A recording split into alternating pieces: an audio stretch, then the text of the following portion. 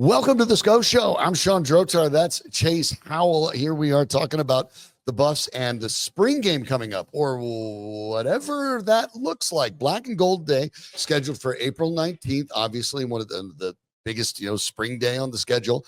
It's affecting this. We'll end up talking about it a bit. Maybe Black and Orange Day? Maybe, because the Buffs are trying to do something that we haven't seen before, that no one's ever seen before, because the NCAA has a rule against it. They would like to do what, say, the Broncos do every year, bring in another team, practice for a couple days, and have a scrimmage. Broncos do that at training camp. It's usually one of the teams they play in preseason, and then they just go ahead and have the game that week. The Buffs have been poking around the idea of doing that, and they found a dance partner in Syracuse. The question now is whether the NCAA is going to give them the exemption to let this happen, because basically there are rules that forbid teams from practicing against each other.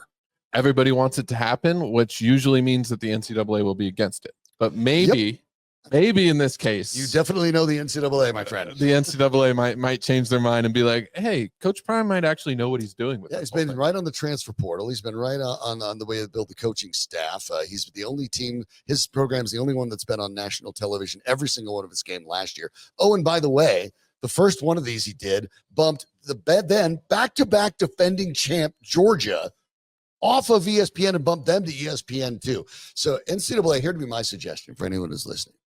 All I hear is complaints from coaches left and right in universities. How do we deal with all this NIL? How do we get the money together? How do we pay for it? Ladies and gentlemen, Exhibit A, Colorado-Syracuse scrimmage at Folsom Field. You sell tickets, you sell parking, you sell concessions, and last time I checked, people buy things with money. And the TV companies will want to put this thing on TV. Yes, most certainly. Look, the NFL Network and ESPN are broadcasting basically CU's pro day prior to the draft. And you don't think they're going to put on a scrimmage during the spring when everyone's desperate to see anything football? Come on. Absolutely. It's a TV company dream. It's a no-brainer, and it's a no-brainer for the NCAA. Let the team of the moment in the zeitgeist, in the Colorado Buffaloes do this. Syracuse gets their eyeballs on it as well, and good for them. And then on top of that, I actually like the matchup for television. You have a team from back east and then a team here in the West. That's compelling for multiple audiences. The New York TV market. Right. And that becomes then sort of the opportunity for all the other programs. If the NCAA is smart, they let them do this. And then every other university says, okay, now we know what to do. And guess what? You've developed something interesting in the spring, even more interesting, more than for just alums, for multiple TV markets, multiple audiences. This is what the NCAA should be doing. Stop being a stick in the mud. Get ahead of it. The NIL situation is real. You want to pay for it? Do things that make you some money. This is on a platter. Exactly. And speaking of platters, there is no better platter that you can get than Peckish.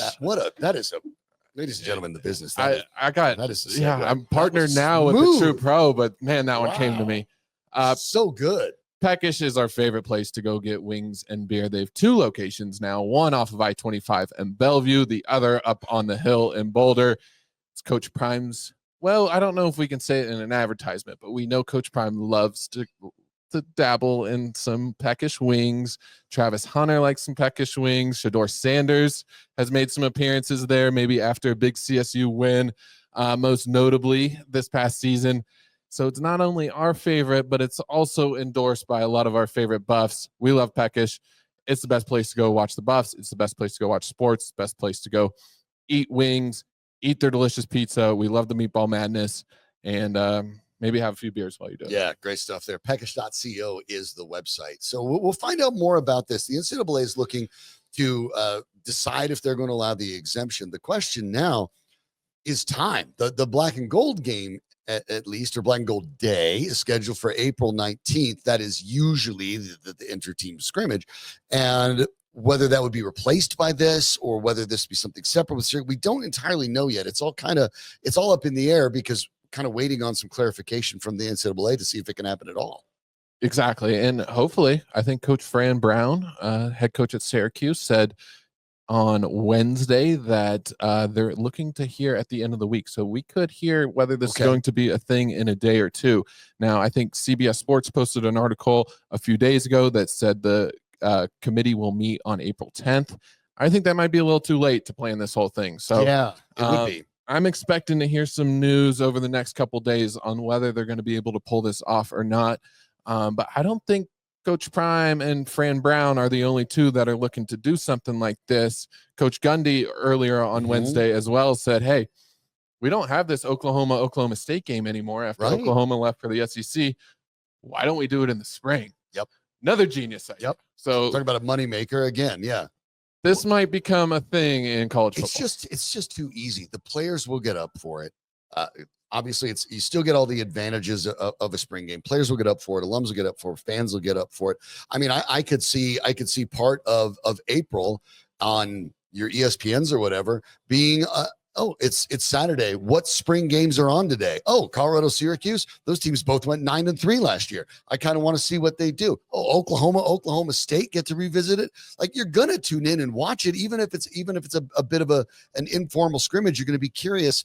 The football appetite is insatiable in this country. To me, the NCAA again is just dragging their feet. Like, you're in a world that's moving faster than you are ready to move, but you need to be adaptable. There are people. Look, I have a general rule of thumb in life. It's not all that complicated. If someone wants to give me money, I usually do my best to find a way to take it. It seems pretty smart. Yeah. I mean, it doesn't always work out, but by and large, someone wants to give you some money. Yeah, we're a capitalist economy. You might want to see if you can figure out how you can take advantage of that. And there are millions of college football fans who would love to see this, whether it's in person or on television. We did some math the other day, Sean, when we were sitting here talking. Yeah, we were just spitballing. And the idea is you might be able to get as much money doing this type of thing that might be able to get you a contract extension for Coach Prime that you've been trying to find money for over the last few months. There's a reason why he hasn't signed this extension yet. You put on a game like this, you sell tickets high. I think spring game tickets are selling for like $15 right now. Yeah. So they'd probably charge a little bit more. Maybe double it, you go to 30 maybe. And some have been sold. So let's say you bring in, let's do the math right. Let's do it. Everyone loves tuning into to shows to hear math. It's one of everyone's favorite things. I know that. But look, let's say, okay, 30,000 people. So out of a 50,000 stadium, buy it at 30 a pop, right? Okay, that's $900,000 right there. Let's assume then that the other, you'll probably sell it out. So that's 20,000 at, let's say, the $15 maybe they've already sold. Just hypothetically, that's 300,000. So we're at 1.2 million in ticket sales. Nice. Let's say you throw another, when you're talking to tickets being 30, concessions, people are going to spend at least that in concessions. So add another million. Now you're at 2.2 million. What about parking you're going to raise in the university? Let's just say, for the heck of it, 300,000, $2.5 million in a day. And we might be lowballing that. And a TV company will come in and spend 500,000, $1 million. Who knows? Could be more than that. Obviously, these TV contracts are crazy, but that's for a lot of games. Usually, this is one game. But I think these guys would be willing to spend the money. You might end up getting somewhere between 5 and 10 million viewers for a thing like this, right? So I mean, I think it's pretty easy to say that the game will net $3 million. Is probably even low. Obviously, you share some of that with Syracuse. You'd probably share gate and maybe some of the parking and the television revenue. You get to keep all the concessions, obviously, advantage of being the home team. But that's fine. But still, you're talking about, for something you're going to basically do anyway, it's free money. Yep. And it's free money, and it's free attention for your programs, and it's free attention for NCAA college football during a time when you're normally not playing. And my wheels are starting to spin now. We're not talking about just one day. We're talking about multiple practices. You could find a way to sell those as well. I don't know. You might not even charge. You just open the concession stands. Yes, and you're going to make money doing that. Sure. Or you sell it to, you don't think ESPN 2 or ESPN Plus would just put the practice, or NFL network who's going to broadcast the pro day? I mean, they're looking for content too. They'd spend some money to come put that on their network. So you're looking at quite a bit of coin that you didn't previously have. And a guy like Coach Prime, he knows what he's doing. We know that he's a great businessman. There's a reason why he's had this idea. Yeah, it's a no-brainer. It's a little surprising that, quite frankly, the NCAA hasn't gotten on top of it. But it seems like in the past few years, Coach Prime is sort of an agent of change. He comes in and does things his way, and it turns out that his way gets a couple things: attention and an attention economy, and money. And guess what? The NCAA wants that. Guess what? Every sports league wants that. Guess what? Every athlete wants that. So let him lead the way here a little bit. Let and give Fern Brand and Syracuse credit that they're willing to say, hey, we want to do this too. And equal partners with that. Great. To me, this is a no-brainer. NCAA needs to step out of the way, let it happen, and then open those floodgates to Oklahoma State. So many of the Texas left. We talk about the breakup of these conferences, everyone's moved along. That's a great way to reestablish all those old rivalries that are going to otherwise go by the wayside.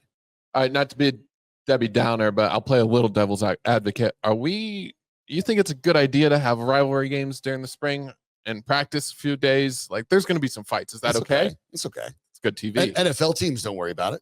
There's a couple scuffles here and there. I mean, you got to be smart. Nobody's going to get hurt, but that it can happen in scrimmages as well. That there've been, I've been up in the press box for the last two under Deion Sanders, and there's been some pushing and shoving at times. Guys get heated. They're competing for jobs. So I think, on the rivalries, it's more than that, but it's probably not that much more because you're also talking about a lot of kids who are trying to get spots. You don't want to get the bad attention on yourself necessarily. And you might not even be that involved in the rivalry. Maybe you're new to the school, whether it's transfer portal or you're an incoming freshman. So who knows? But yes, it's probably something the NCAA is concerned about. These guys aren't as committed to their schools as they used to be. They might not even know the history between a lot of these. Not all that much. We know, like, a lot of these football players had to learn about the Colorado-Nebraska rivalry. Right. That it was so long ago. So they're coming in probably not as worried about it. You might have the same amount of fights in a Colorado-Syracuse as a Oklahoma State. It's just an idea that came across. Yeah, and it's like, stop. See, we almost had the NCAA convinced that you had to give them something that the old heads over there like, that's right. They could have arguments and scuffles, and we can't have that, even though it'll happen anyway. But regardless of whether this situation with Syracuse happens, and obviously it should, we'll see if the NCAA is smart enough to deal with it. One way or another, though, there's going to be spring ball. There's going to be a spring game. What are the Buffs looking for in that? Obviously, a lot of attention is going to be paid to Caden Salter and to Julian Lewis, the quarterbacks, but the coaches, for the Buffs, are getting their first crack at it. The Buffs, before they have their spring game and after they have their spring game, when they step away from it, whether it's against Syracuse or otherwise, what do they want to say? Here's what we learned. Well, with the NCAA now and all the rules and provisions that they've put in, they don't get that much time on the grass before their first game of the season in late August. There are not that many practices anymore. They don't have 2-a-days anymore. And a lot of these practices, the first couple of weeks of spring ball and fall camp, they're not even wearing pads. So these guys need reps at a lot of these types of things, especially you bring in, I think, 75 to 80% of CU's recruiting class enrolled early. So you have a lot of guys that would still be high school seniors that get to practice with the team for a whole semester, including Julian Lewis, a 17-year-old that gets to practice during a semester, gets to learn this offense, gets to get comfortable with playing football at this speed. I think that is where it is the most beneficial. I think it's the development of the younger guys. It's developing your depth and your freshmen and your sophomores that haven't played much football and didn't get to practice with the first team back in the fall, and now will because they've been able to get developed. I think that's where you're trying to get some benefits during spring ball. The spots that I guess I look at, it's interesting when you lose a legendary figure like Travis Hunter, you're thinking, oh no, what will you do at cornerback? But obviously Deion Sanders is the head of this program. There's talent. They're set at corner. They're cornerbacks. Yeah, that part I'm really not worried about. I mean, obviously you're not going to have Travis Hunter. He's a one of one, but I'm not concerned about that so much. I'm not concerned about the safeties with Shedeur Sanders leaving either. Quarterback's obviously the main focus, but what I'm curious about more than anything, I do want to see some of the new fleet of wide receivers. I'm not concerned about their level of ability either, but I want to see them. Two position groups in particular that I'm concerned about. I want to see massive improvement in the offensive line. That includes the tight end and tight end play. When they had Michael Harrison, they had an effective target. And then when he left, the tight end disappeared from the offense. They need to find that as well, both in a blocking role and in receiving role. And then again, it's the running game. The Buffs have to find a way to build a consistent running game because the losses they had last year almost exclusively were led to the fact that they simply could not get first downs on the ground in second and short and third and short situations when they need it. They make that jump. Now all of a sudden, maybe you're even talking about college football playoff. I can't say I'm bullish on these running backs. Not yet either. We're going to have to see something throughout spring ball. But I guess the good news is you have a group that has fully returned from last year. You didn't lose a single guy in that Right. group. They're obviously all very comfortable with Coach Prime, the way he likes to run things. And we saw a few positives at times with this group. I thought Isaiah Augustave, he proved to be the best running back out of those guys. I think he showed enough in some of those games. Obviously, he wasn't great, but his yards per carry was significantly better than a couple of the other guys. I think a guy like Micah Welch, who really performed great early on in the season as a true freshman, I think we're going to see some more development from him. Obviously, you got Dallin Hayden back. We didn't see Dallin Hayden really at his best. I think he got injured with an ankle injury. I think that was against Nebraska early in the season, and he just never really looked the same after that, which sometimes that happens. Those ankle injuries, they can linger. So you get a guy like him, maybe healthy, maybe improved. So those are some reasons to kind of feel positive about this running back group. And obviously Marshall Faulk should be able to help that as well. But we're definitely going to have to see something out of this running game. I'm not yet. I don't feel secure about it. That's for sure. Yeah, and the passing game is part of it too. Actually, I mean, you're talking about the yards per carry last year. Augustave had 4.5, Welch had 4.3, Hayden had 3.1, and we know he's better than that. Maybe injuries had something to do with that, and the line did as well. But Marshall Faulk makes it interesting because when you talk about Faulk's ability, we know what a great runner he was, but he was a multidimensional player. Really, I think prior to Marshall Faulk, the only guy that really kind of had his type of year was probably Roger Craig with the 49ers, another guy that was 1,000 to 1,000 guy. And then Faulk brought that to the game. But for the Buffs last year, Dallin Hayden was the leading receiver out of the backfield with 17 catches for 132 yards. Augustave had 11 catches for a grand total of 62 yards out of the backfield. I'd really like, especially with Shedeur Sanders not as quarterback, I'd like to use the running back as receivers. You get to widen the field. Obviously, you spread the defense out. You can run screens. You can just run wheels. You can run everything you want. But I think that has to be a big part of the equation. And if Salter's the quarterback, especially, if you know that he can dump off to a guy on the outside or tuck it and run or go downfield, now all of a sudden you've diversified an offense that I think last year was far too dependent on the top tier talents, especially of Shedeur Sanders and Travis Hunter. Absolutely. And I think you can't talk about running backs catching the ball out of the backfield without mentioning Draylon Miller, who they threw in as a running back. Obviously, they're going to try to work him a lot more at wide receiver this year. But I think having a weapon like him and being able to utilize him in a lot of different areas. And I think everybody expects Draylon Miller to be one of the key cogs of this whole entire offense. I think that would probably get me excited as a Buffs fan about utilizing him. And I think Dallin Hayden did a great job last year on third down. He's great in pass pro. I think those were the things that you saw him really utilize it and how you could benefit from him. But I just don't know what this offense is going to look like. I think Pat Shurmur talked a little bit about it during his press conference, but it's going to be so much different than it was a year ago. When you have a guy like Shedeur Sanders and Travis Hunter and the weapons that they had at wide receiver, there's a reason why they threw the ball a ton. And I think Pat Shurmur knows that this offense is going to have to be wildly different than what it's been the last 2 years. And more diverse. It needs to be able to do more things. And that means you're going to have to watch some of those positions that did not stand out last year, running back and tight end in particular. So we'll find out more about it. But hopefully we'll find out that the NCAA comes to its senses, allows Syracuse and Colorado to scrimmage, and does it before April 10th. So they have time to do it. And we'll find out more about it. Obviously, we'll keep you updated here on the SCO Show for all of the latest. But it's coming. It's coming in just a few weeks. We're going to find out and get a look at the new Buffs on the field, including their two new quarterbacks. Obviously, going to get a lot of attention, and we'll pay attention to it here as well. Danny Bailey's our producer, the executive producer of Mile High Sports. Put together everything. Can't do any of it without Danny. And I mean that quite literally. Like under the helmet, there's this thing with knobs.